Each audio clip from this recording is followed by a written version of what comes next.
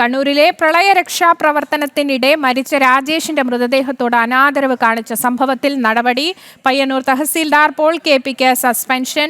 Land revenue കമ്മീഷണർക്ക് revenue വകുപ്പ് മന്ത്രി എ.പി. അനിൽകുമാർ നിർദ്ദേശം നൽകി. ജില്ലാ കളക്ടർ സമർപ്പിച്ച അന്വേഷണ റിപ്പോർട്ടിന്റെ അടിസ്ഥാനത്തിലാണ് മന്ത്രിയുടെ നടപടി. മൃതദേഹം കൊണ്ടുപോകാൻ പയ്യന്നൂർ തഹസീൽദാർ പണം വാങ്ങിയിരുന്നതായി ആരോപണം ഉയർന്നിട്ടുണ്ടായിരുന്നു. എസ് ശാലിനിയാണ് കൂടുതൽ വിവരങ്ങൾ നൽകുവാനായി ചേരുന്നത്. ശാലിനി, അനാദരവിന് ഒടുവിൽ നടപടി, അങ്ങനെയല്ലേ മനസ്സിലാക്കേണ്ടത്?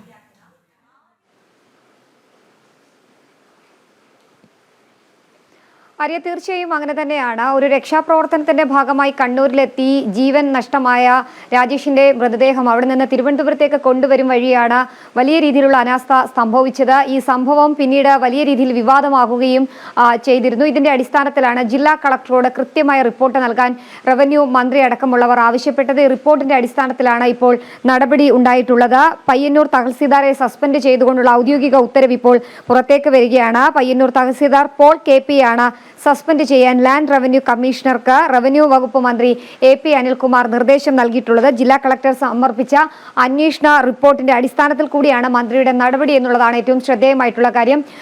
ഈ ആംബുലൻസ് തിരുവനന്തപുരത്തേക്ക് പുറപ്പെട്ടതിന് ശേഷം പാതി വഴിയിൽ വെള്ളം കയറി വാഹനം മോശമായിരുന്നു. ഇതിന്റെ അടിസ്ഥാനത്തിൽ മറ്റൊരു വാഹനത്തിൽ കയറ്റിയാണ് മൃതദേഹം തിരുവനന്തപുരത്തേക്ക് എത്തിച്ചത്. ഇതിനിടയിൽ ഫ്രീസർ ഇല്ലാത്ത ആംബുലൻസിൽ മൃതദേഹം കൊണ്ടുപോയി എന്നുള്ള ഗുരുതരമായിട്ടുള്ള ഒരു മനുഷ്യാവകാശ ലംഘനം കൂടി ഇതിന് പിന്നിൽ ഉണ്ടായിട്ടുണ്ട്. ഇത് അടക്കമുള്ള കാര്യങ്ങൾ പരിശോധിച്ചതിന്റെ പശ്ചാത്തലത്തിലാണ് നിജസ്ഥിതി തെളിഞ്ഞതിന്റെ അടിസ്ഥാനത്തിൽ ഇപ്പോൾ പയ്യന്നൂരിലെ തഹസീൽദാർക്കെതിരെ നടപടി ഉണ്ടായിട്ടുള്ളത്. ആര്യ സൂചിപ്പിച്ചതുപോലെ തന്നെ ഈ മൃതദേഹം അവിടെ നിന്ന് തിരുവനന്തപുരത്തേക്ക് എത്തിക്കുന്നതിന് പണമടക്കം ആവശ്യപ്പെട്ടിട്ടുണ്ടായിരുന്നു എന്നുള്ള ഗുരുതരമായിട്ടുള്ള ആരോപണങ്ങൾ ഈ ഉദ്യോഗസ്ഥർക്കെതിരെ ഉയർന്നൊരു സാഹചര്യം ഉണ്ടായിരുന്നു. ഇതടക്കം പരിശോധിച്ചതിന് ശേഷമാണ് ഇപ്പോൾ ലാൻഡ് റവന്യൂ കമ്മീഷണർക്ക് ഇത്തരത്തിലൊരു നിർദ്ദേശം ഇപ്പോൾ മന്ത്രിയുടെ ഓഫീസ് നൽകിയിട്ടുള്ളത്. സംഭവത്തിൽ വീഴ്ച വരുത്തിയ ഉദ്യോഗസ്ഥർക്കെതിരെ കർശന നടപടി സ്വീകരിക്കണം എന്നുള്ളതാണ് റവന്യൂ മന്ത്രിയുടെ ഓഫീസ് അറിയിച്ചിട്ടുള്ളത്. ഒപ്പം തന്നെ രാജേഷിന്റെ കുടുംബത്തിന് സർക്കാരിന്റെ എല്ലാവിധ സഹായവും ഉണ്ടാകും, നീതി ലഭ്യമാക്കുമെന്നുള്ള കാര്യം നേരത്തെ തന്നെ മന്ത്രി പറഞ്ഞതാണ്. ഇതിന് പിന്നാലെയാണ് ഈ റിപ്പോർട്ട് പരിശോധിച്ച് ഈ റിപ്പോർട്ടിന്മേൽ ഇപ്പോൾ തഹസീൽദാർക്കെതിരെ കൃത്യമായ നടപടി സ്വീകരിച്ചിട്ടുള്ളത്. എന്തായാലും